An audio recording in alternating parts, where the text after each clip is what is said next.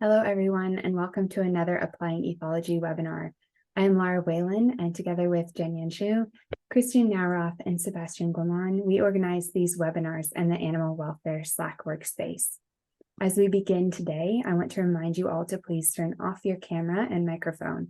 Should you have questions for our speaker, please type them into the chat box, and we will address them at the end of the presentation. It is my pleasure to introduce Clara Mancini, a professor of animal-computer interaction and founding leader of the Animal-Computer Interaction Laboratory at the Open University School of Computing and Communications.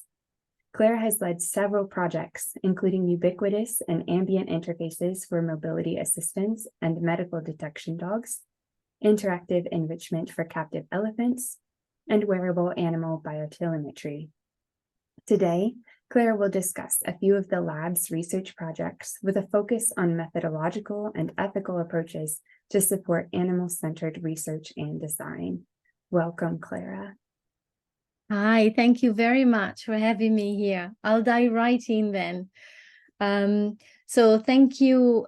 Before I begin, I would just like to highlight that much of the work presented here is the result of collaborations with colleagues who are acknowledged in the slides along the way. So animals have been exposed to computing-enabled technology for decades. And are now increasingly impacted by emerging technologies such as the Internet of Things and artificial intelligence. However, most of these technologies are informed by an anthropocentric perspective. In contrast, the rapidly growing field of animal-computer interaction, or ACI for short, focuses on the nexus between animals and computing technology from an animal-centered perspective. It does so by extending human-centered values inherited from the field of human-computer interaction and by taking input from a wide range of related disciplines.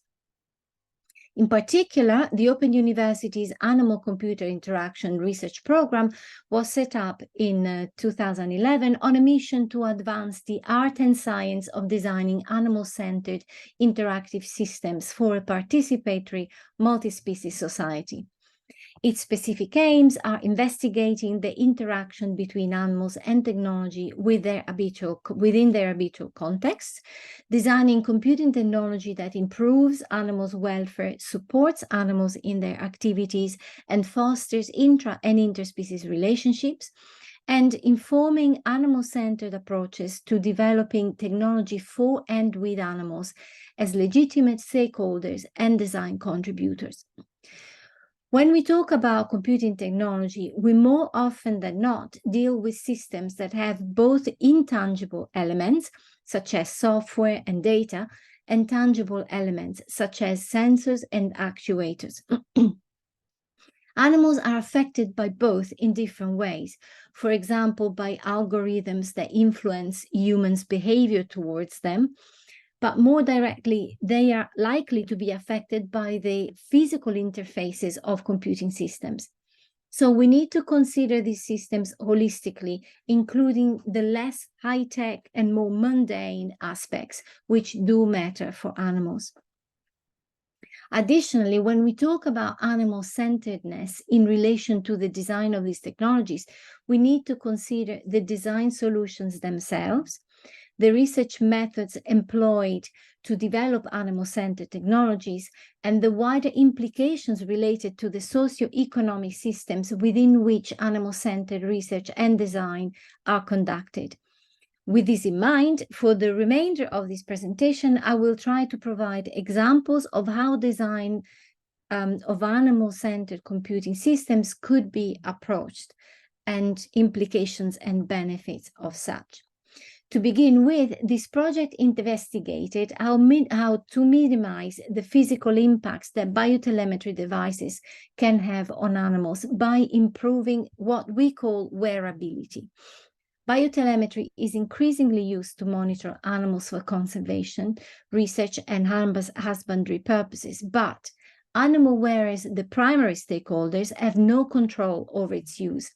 Devices can interfere with their body, for example, injuring or trapping them, and activities, for example, slowing them down or disrupting their camouflage, thus reducing their welfare and the quality of the recorded data. Also, design guidelines informing these devices tend to be rather coarse and ad hoc.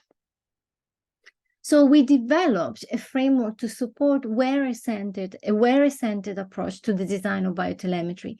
The framework is underpinned by the fundamental values of non-deleteriousness and minimization of effects, and by 3 design principles stating that the presence of tracking devices on the animal's body should ideally be imperceptible, or at least unobtrusive, or at the very least cognitively acceptable to them.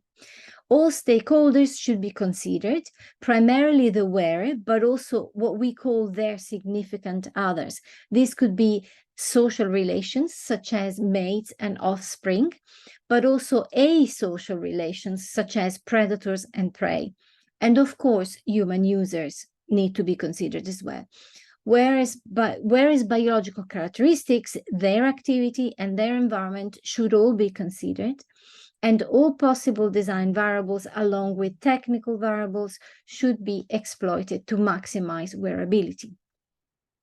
As a case study, Patricia, the doctoral student who worked on this project primarily, her ethological observation of cats wearing different commercial GPS trackers showed poor wearability, even though these were marketed as cat-friendly. In contrast, her ethological observation of the same cats wearing a tracker designed using the framework showed significantly better wearability. However, we also need to be mindful that these technologies collect and process animal data that is then acted upon, which raises the ethical and welfare issue of animal privacy. Privacy is a fundamental multi-species need, which animals manage by employing a wide range of distance setting and information filtering mechanisms to ensure personal safety, maintain territory, access resources and mates, and regulate social relations.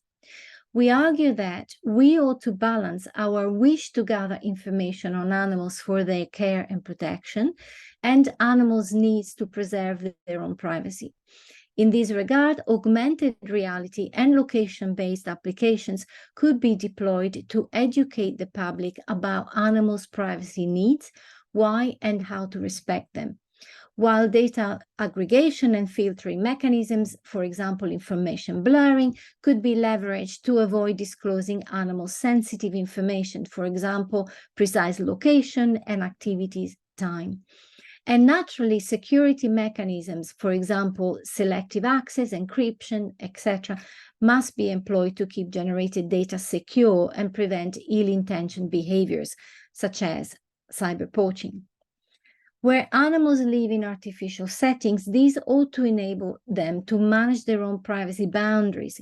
In this regard, adaptive interventions could be designed to recognize and respond to animals' detected states and behaviors, for example, signs of stress, to allow them to influence their environment. Better still, interactive environments ought to be designed to allow animals to access, traverse, and even reconfigure spaces at will, for example, by removing or erecting barriers to seek seclusion from or inclusion with others. But in order to be able to control their environment, its interfaces need to be accessible and usable by the species in question. Here is an example of a project which aimed to do this for mobility assistance dogs. Mobility assistance dogs are trained to interact with various technologies on humans' behalf, but have to operate in anthropocentric environments that, from a dog's perspective, contravene the most fundamental interaction design principles, which would normally inform the design of interactive systems for humans.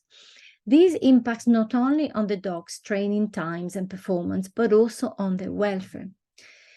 A systems interface should present affordances that enable a user to understand how they can interact with it, provide feedback that lets a user know they have successfully provided input whilst they wait for the interaction outcomes, deliver an outcome that corresponds to the input provided by the user.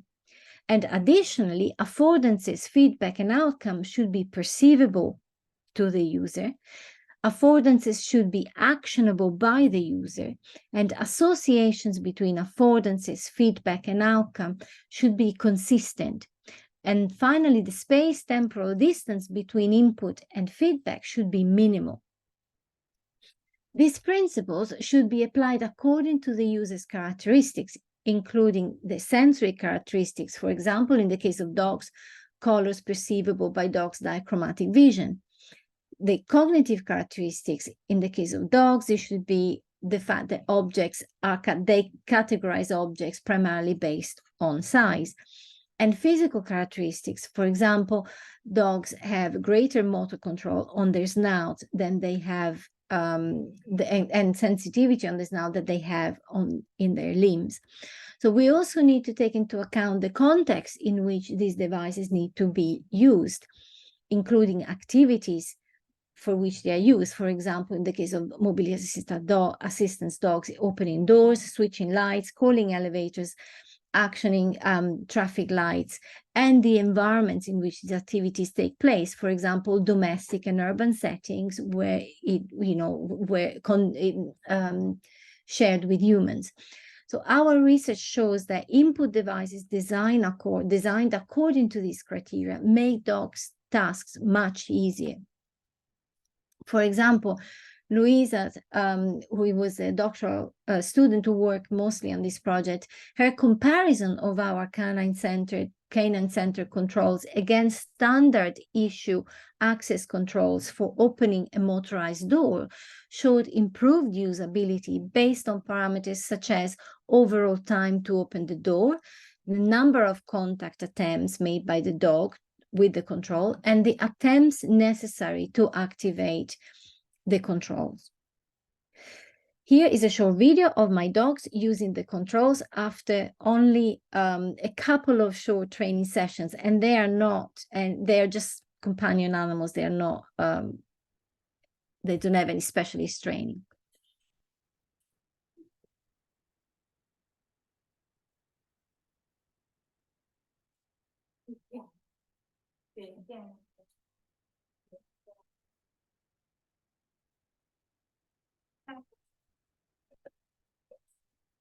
Yeah.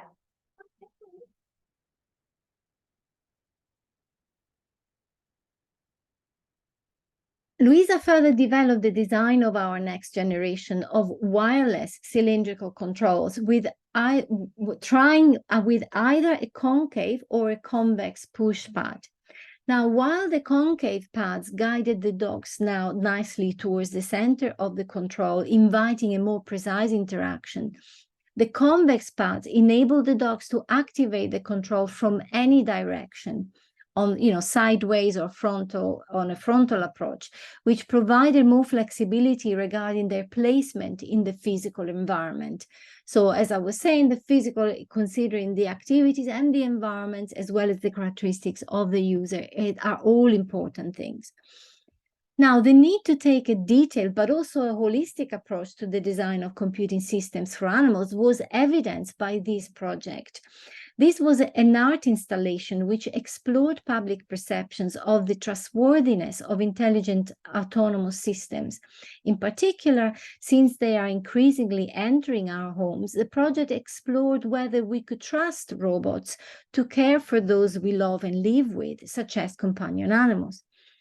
Cat Royale was intended as a sort of cat utopia, an environment designed especially for cats to cater for their every need, including a robot arm powered by artificial intelligence that a few hours a day for 2 weeks offered 3 resident cats a range of games and treats, endeavoring to learn their preferences and how to best entertain them.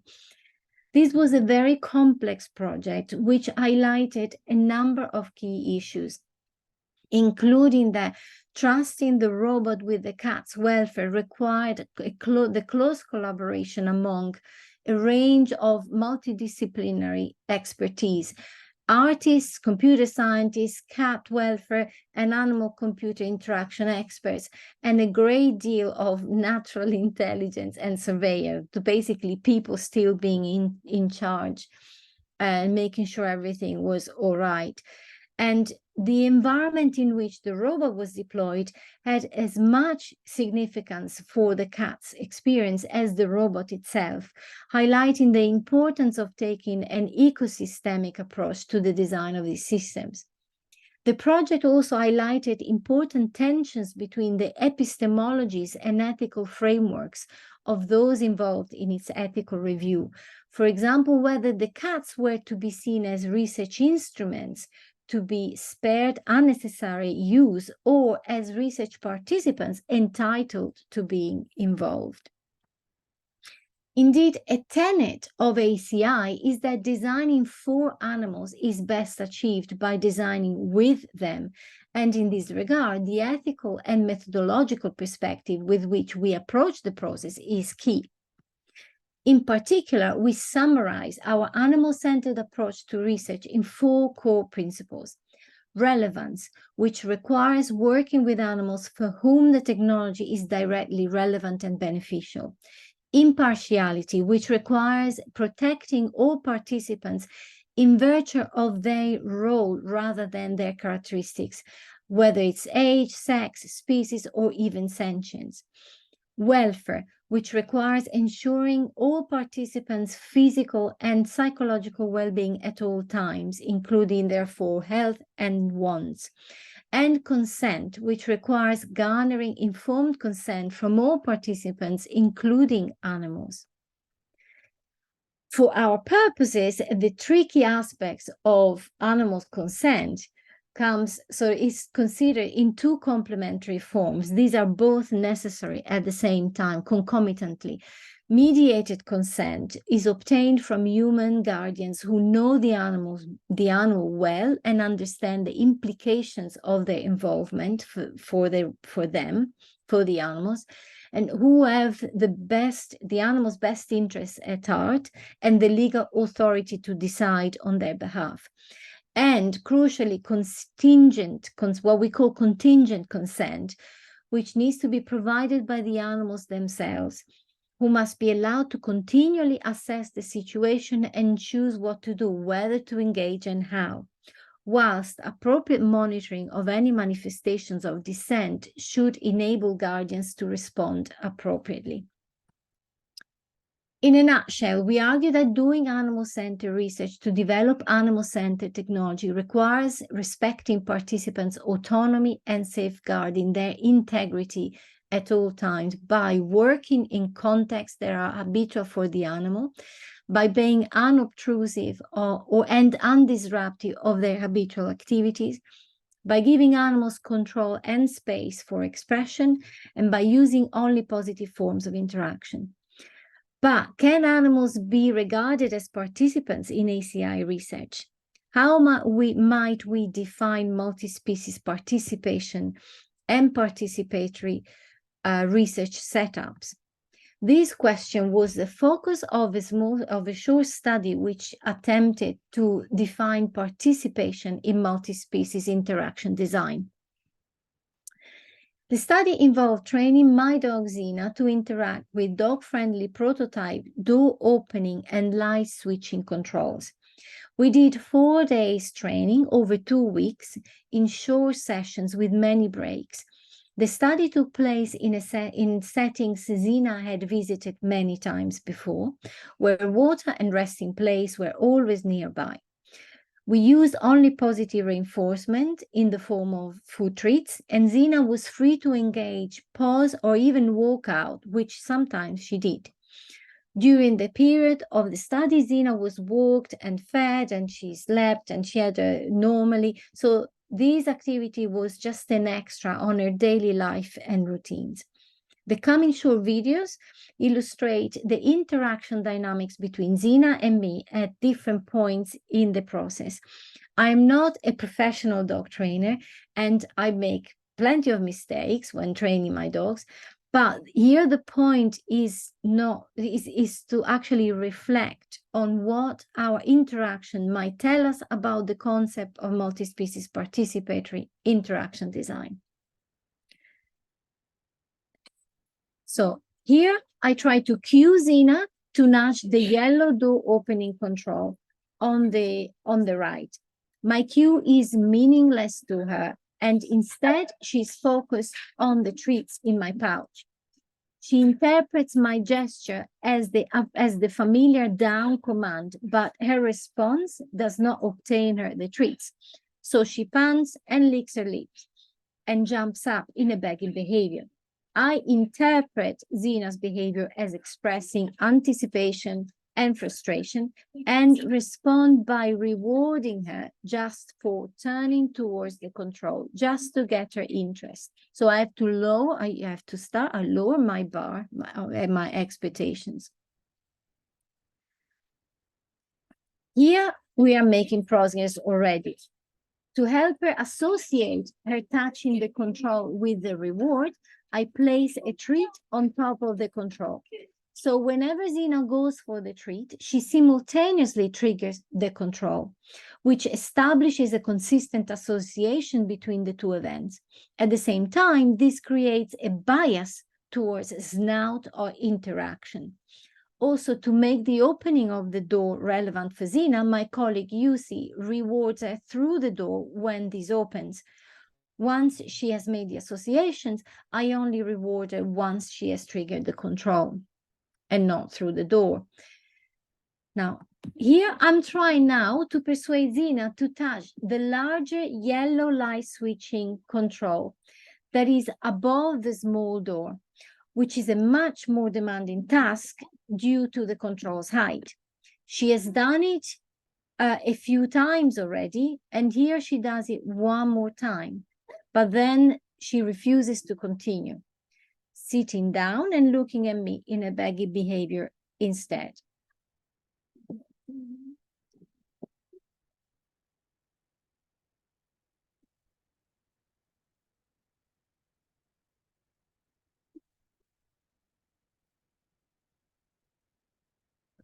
This is a continuation of the previous episode.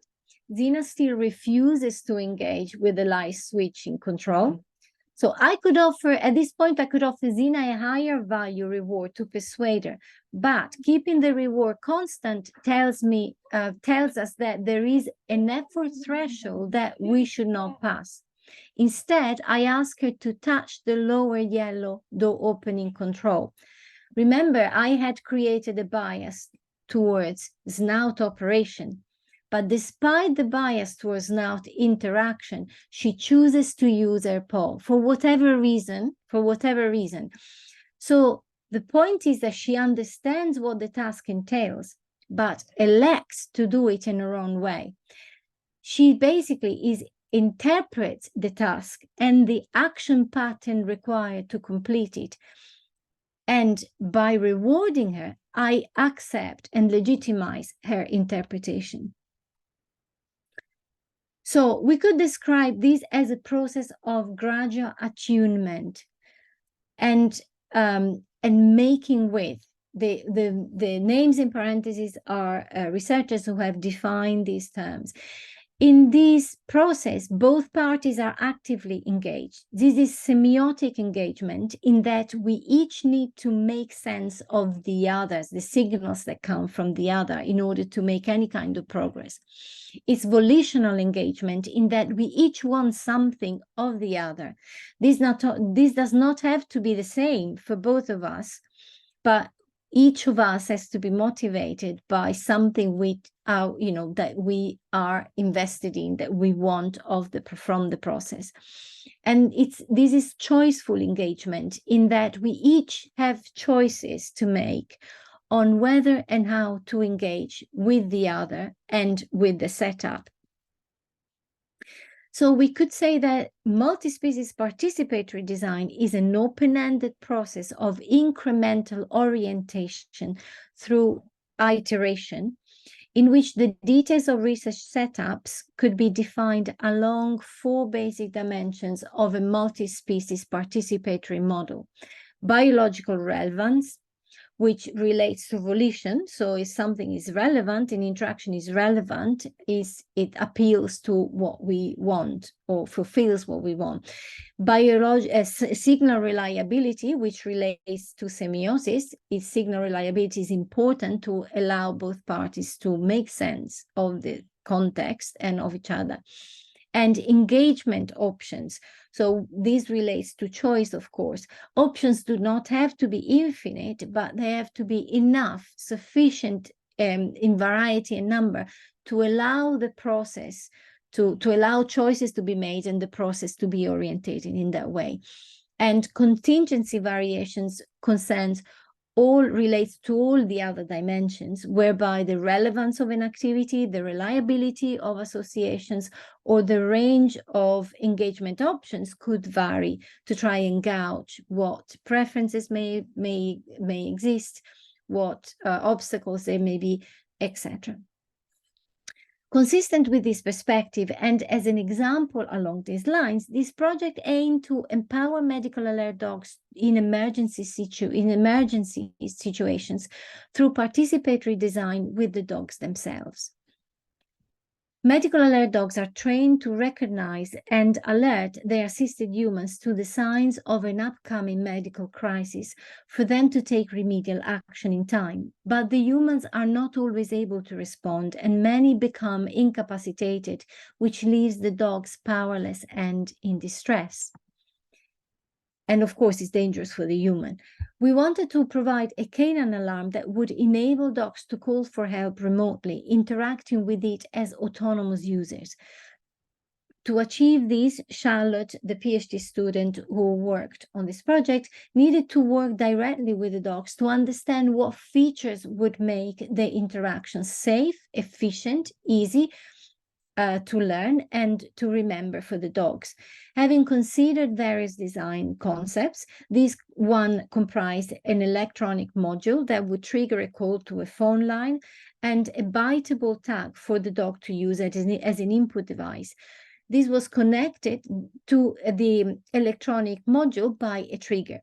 But what should this tag be like? What should its size, shape, texture, or material be? What kind of trigger should connect it to the electronic module? Should the tag detach when pulled, or should it stay in place?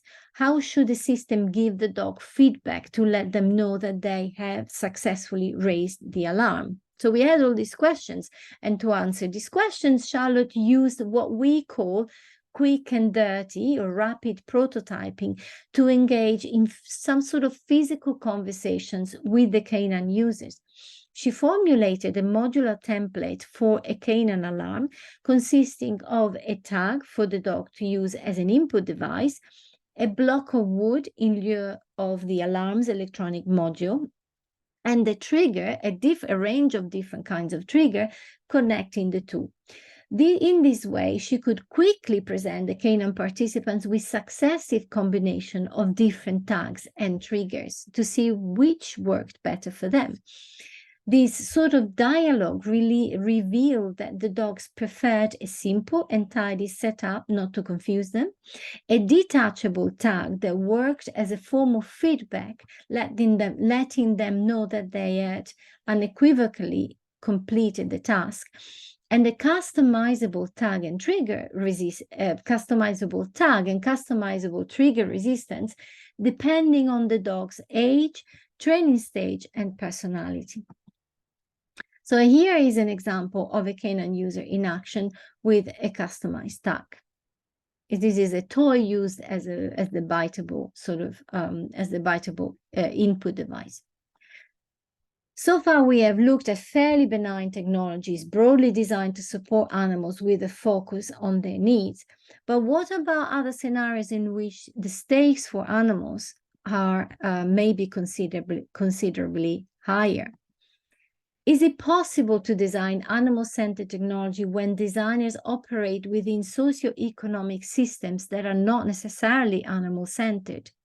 What might be the boundaries of their responsibility? How might they influence the systems within which they operate beyond their immediate interventions, if that's what they want to do? Addressing these questions requires dealing with the political nature of animal-centered design. By political, I don't mean party politics or activism. I mean rather the awareness that design is an intrinsically political activity in which these decisions are made that change the world and impact different groups of stakeholders. This raises the issue of justice in general, and also the issue, more specifically, the issue of multi-species justice. In other words, what do we mean by animal-centered?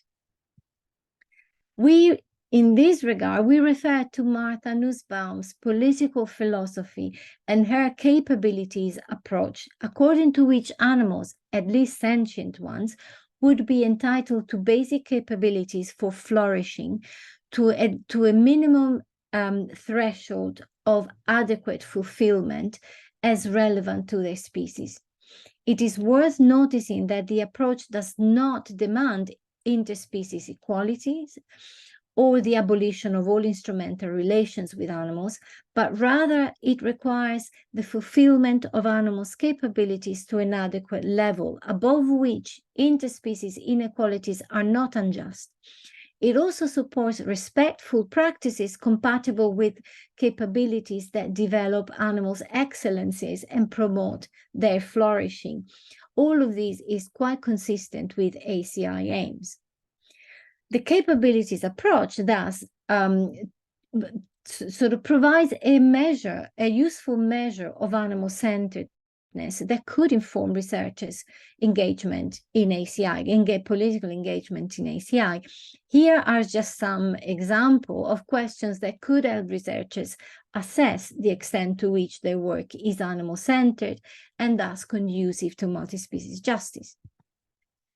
So to support researchers' political engagement, my colleague and I sort of propose a range of design strategies and commitments which we think are relevant to the specific demands and tensions that characterize ACI research and with which ACI researchers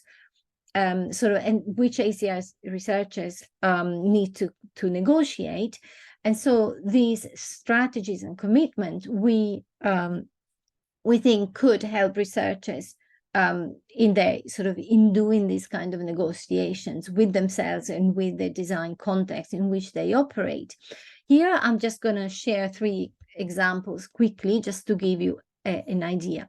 Designing for disruption would involve challenging incumbent systems, norms, and practices through design that go against animals' basic capabilities and that designers might like to address or change, for example, by raising awareness of how animals are objectified to satisfy human appetite. Designing for reconfigurations would involve redefining design-related frameworks whose current anthropocentric definition legitimizes the dismissal of animals' role in the design process or justifies design outcomes that discriminate against them. For example, redefining the concept of participation to make it more inclusive of animal agencies. Designing for pollination would involve seeking opportunities to enable animal-centered values to penetrate socioeconomic systems in which animals exist but which are not animal-centered, to help such systems evolve towards animal justice. For example, extending animal-centered research principles developed within ACI to animal research beyond ACI. One example of how these strategies could be applied is by reinterpreting human-centric governance ethical frameworks from a multi-species perspective to foreground impacts of emerging technologies on animals and raise animal-centered ethical concerns. For example, what if we assess precision farming systems which employ artificial intelligence against fundamental principles informing the ethics guidelines for trustworthy AI produced by the European Commission high-level expert group on artificial intelligence. It is noteworthy that the guidelines specify that designers of AI systems should pay particular attention to those who have historically been disadvantaged or are at risk of exclusion, and to situations which are characterized by asymmetries of power or information. There is no reason why these descriptions could not apply to animals as well. So at the same time, an animal-centered perspective on the design, development, and deployment of computing technologies could significantly support the pursuit of global governance agendas. For example, a lot of animal-centered design is highly relevant to several of the United Nations Sustainable Development Goals. Consider, for example, good health and well-being, and how animal-centered technology could foster beneficial human-animal relations, support assistance animals who help humans, or improve animal welfare and thus reduce the risk of disease. Consider life below water and life on land, and how technology could encourage people in conservation activities. Could engage people in conservation activities, enhance conservation efforts, and reduce human-wildlife conflicts. Or consider sustainable cities and communities and how technology could foster beneficial human-nature connections within urban environments and facilitate social inclusion by involving marginalized groups in urban wildlife custodianship. On this last point, and in this regard, I would like to end with a vision which brings together some of the points discussed so far and which resulted from a collaboration exploring the role of technology powered by artificial intelligence in the development of multi-species smart, sustainable cities as a matter of justice. Conceptually, smart sustainable cities are expected to integrate advanced information and communication technology within sustainable urban infrastructures. Digital sensing technologies, cloud computing infrastructures, middleware architectures, and wireless communication networks would be used to monitor and analyze urban phenomena and to plan and manage access to resources and services in order to meet the environmental, economic, social, and cultural needs of their citizens with equity and inclusion. However, urbanization is increasingly encroaching on animals' habitats, and animals are moving into cities, which have an increasing role to play in biodiversity conservation. Thus, to be sustainable, smart cities need to acknowledge animal dwellers and meet their needs too. In other words, we argue that smart sustainable cities should enable animal dwellers equitably and inclusively to perceive, make sense of, and interact effectively with their urban surroundings to pursue biologically relevant goals. Environmental goals might include building, inhabiting, and traversing structures safely. Economic goals might include acquiring and managing resources. Social goals might include forming and maintaining social groups. Cultural goals might include gaining and transmitting knowledge and skills. But how are we going to determine what goals different species value and when these are adequately met? How could we identify species to be considered, and could we decide which species needs should be prioritized? How to reconcile conflicting needs among species and compensate for lost opportunities? How could we unambiguously communicate relevant possibilities to different species? This is where smart technologies could help, starting small, maybe with one species or a few in a location or two, and iteratively expanding to include entire urban ecosystems. using multimodal sensors to collect data on animals' presence, activity, and existing possibilities, and leveraging various capabilities of artificial intelligence to process and interpret data, to identify needs and trade-offs, to identify design solutions that mediate different species' needs, to select solutions that maximize benefit where most needed, and to communicate relevant possibilities to different species. There would, of course, be many challenges, but starting to rethink smart sustainable cities from dwellers' perspective would be a good start. In conclusion, to ensure that emerging computing technologies benefit animals, we need animal-centered design. Animal-centered design needs to focus on the diverse aspects of design solutions, both high and low tech, tangible and intangible, and on the frameworks and methods required to achieve those solutions, and on the political engagement needed to negotiate the boundaries between animal-centered research and the socioeconomic systems within which the research takes place. All of which, of course, requires a shift in perspective, as well as vision and ambition against a range of anthropocentric odds. And with this, I thank you very much, and I will be very happy to take questions. Thank you so much for sharing such a clear presentation with useful visuals to better understand the experiment, and also encourage us to think of solutions that are animal-centered. I encourage people to type in questions if you have them. I have a few to get us started. Thank you. Would you like me to stop sharing, or would you like me to still in case what would your preference be? My personal preference is it's nice to see you in full screen, but if you want to keep your slides up in case. Oh no, it's questions. okay. I can stop sharing. Okay. No problem. Perfect. Easier to see you this way. So one of the questions that I immediately went to is, when thinking about animal welfare, I think there are more people trying to imagine what would the best environment look like for different species.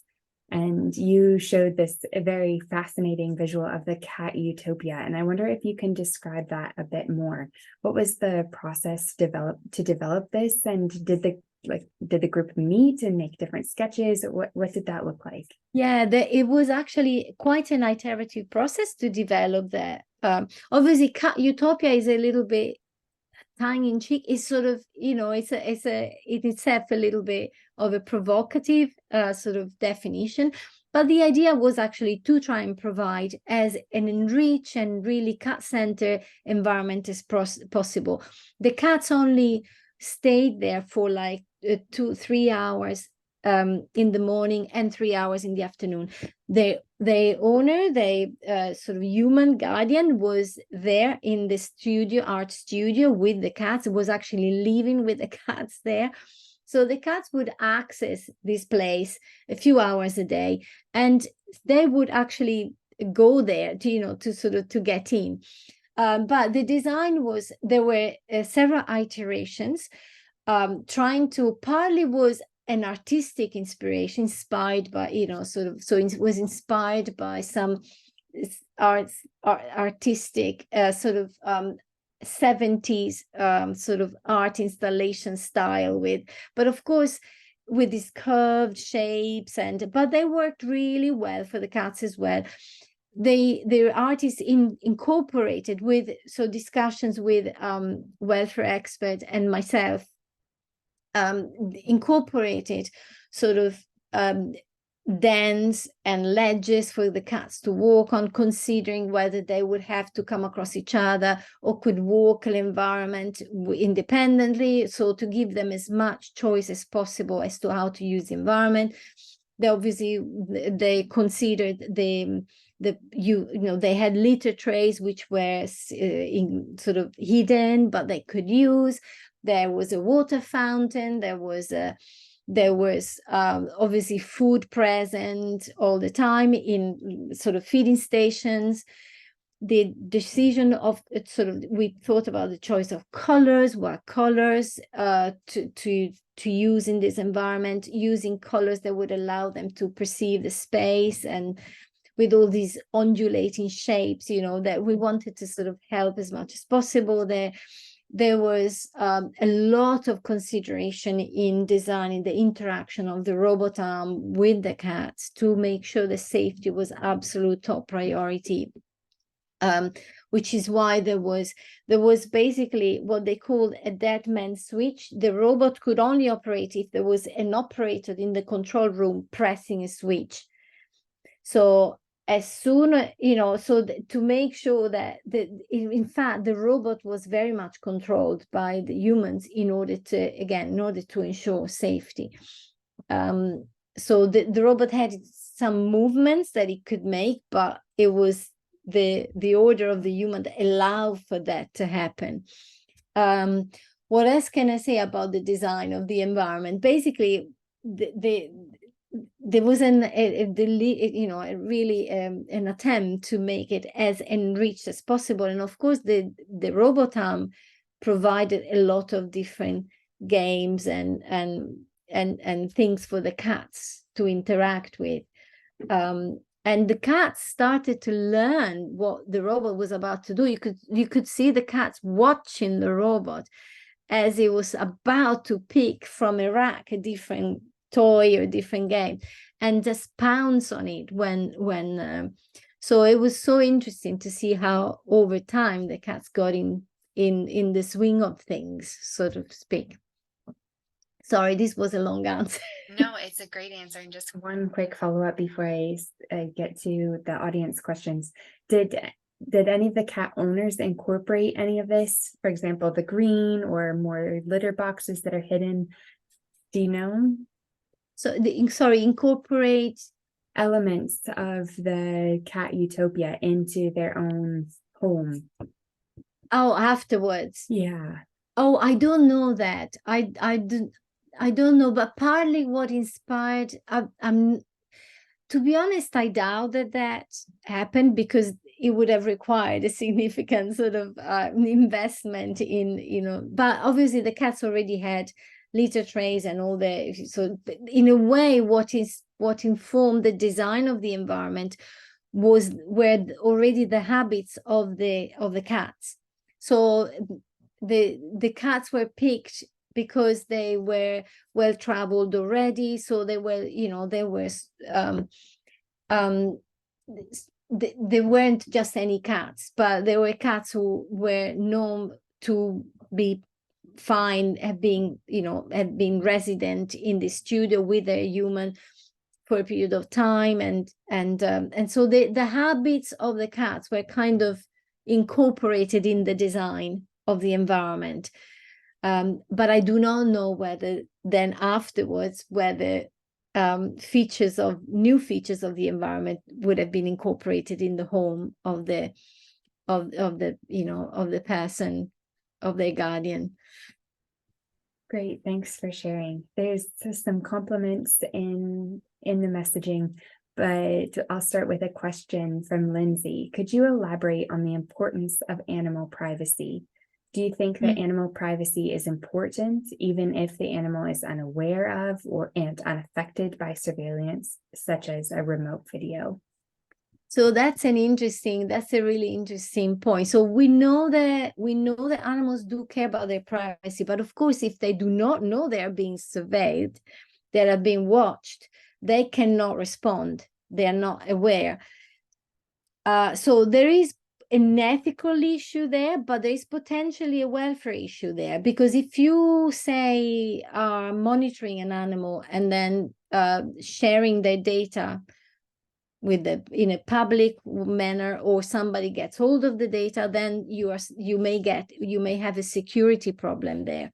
So that, and that's what known, for example, as cyber poaching. This is, unfortunately, this is a phenomenon that is quite well known, where animals are tracked, wearing tracking devices, and poachers can sometimes hack those devices and actually use those the data to find where the animals are to go and poach. So these problems is not, you know, this can become a problem of surveillance.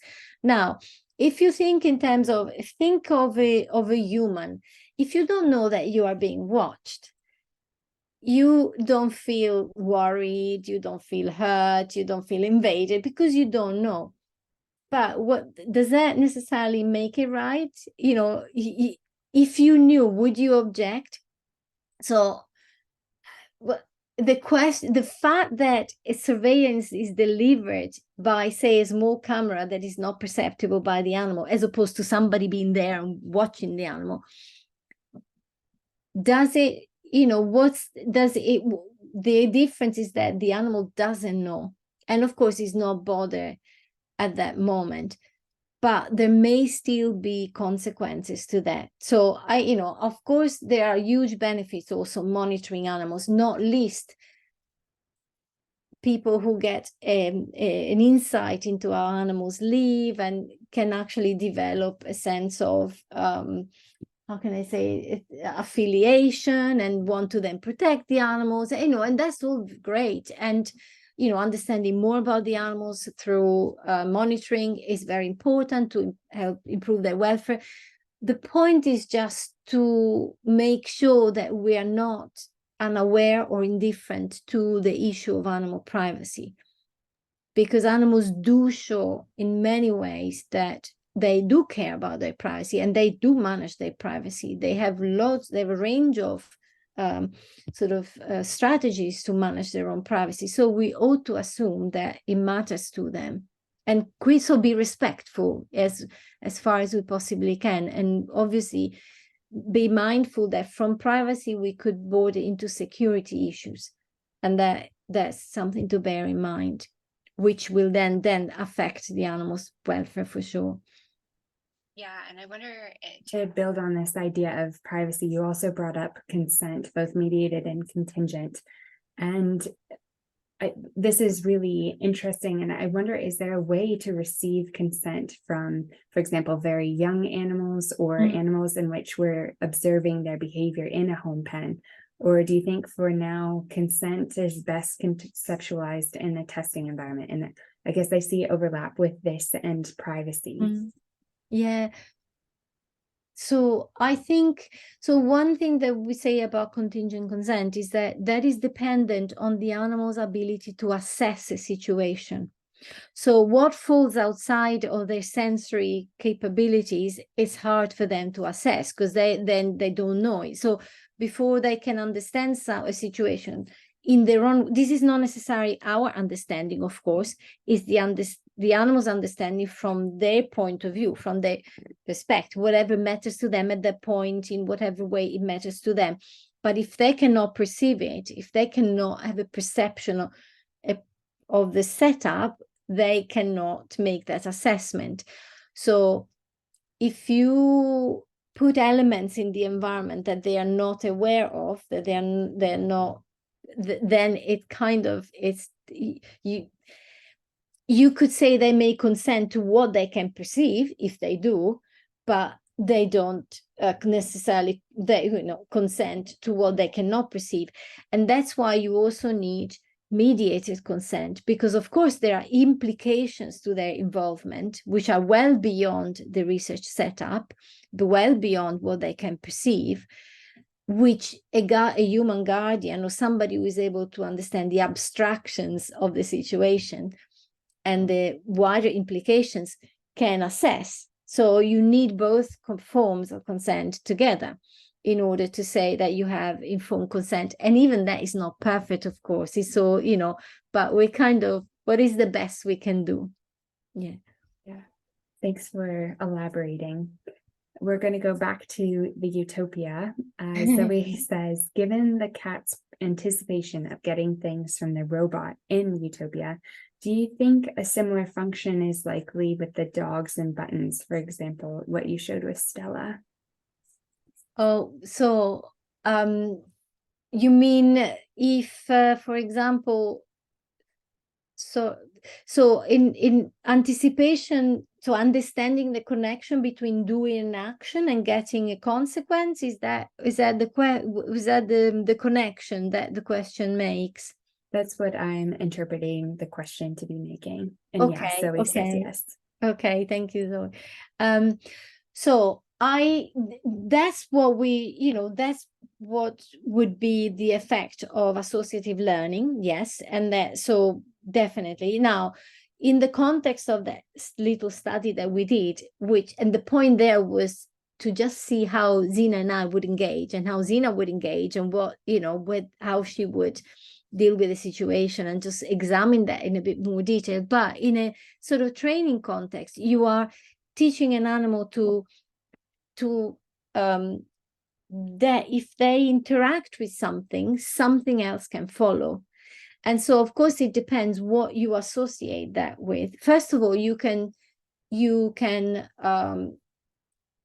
so there is the anticipation of the treat, for example, of the reward, and so the animal may may go along with you because they want the reward. But suppose that they, by activating a control, instead of just getting a treat, they can go outside, or they can access something, or they can open the fridge, or they can, they can do something so that is actually relevant for them. In the context of that study, we had my colleagues behind the door he was giving the treat, and she immediately learned that, she immediately went sort of, got it, because the outcome was relevant for her. The opening the door meant, the door opens, I get extra. But that's just the training context. An animal, if you teach an animal that they, through an interaction, they can achieve something that is of relevance to them, that is, I think that would be comparable to the cat learning that, oh, the robot is, it's not the cat doing something and triggering something, but just watching the robot. And there was a particular toy that the cats loved, which was some sort of feathered helicopter. It was a thing that, and one of them actually one time just grabbed hold of it and managed to rip it off the robot and just dragged it all over the place, knocking the water fountain, making an absolute, but she was so on it, and she was watching from above the robot, and as soon as she saw the robot was picking that and that was coming, she just jumped in. And that is the same. There was something that, for whatever reason, had particular relevance for her. Maybe she had enjoyed interacting with that toy before, and so that was a strong motivation to make the association between the robot arm and the fun that she was going to have with that thing, trashing the place with it. And that's why when I was talking about the different dimensions of participatory design setups, the relevance, and again, it's also when you do research from the ethical perspective, but the biological relevance is always the key, because it motivates, it justifies ethically the involvement of animals, but it also motivates the animal to participate, to want to, and that can come in different forms, relevance that can be of different kinds. I don't know if I've answered the question, but yeah, you did a beautiful job answering the question, and it's so nice to hear the stories. We can really hear your enthusiasm, and like Wendy and Linda have written, it's been very interesting and thought-provoking, and it's great to see increasing focus on animals as participants. So thank you so much, Clara, for taking time to share this with us. And I know myself, I'll be thinking about a lot of the questions you posed in the weeks to come. So thank you so much. Thank you very much. Thank you for having me. It's been a pleasure. Wonderful. Thank you.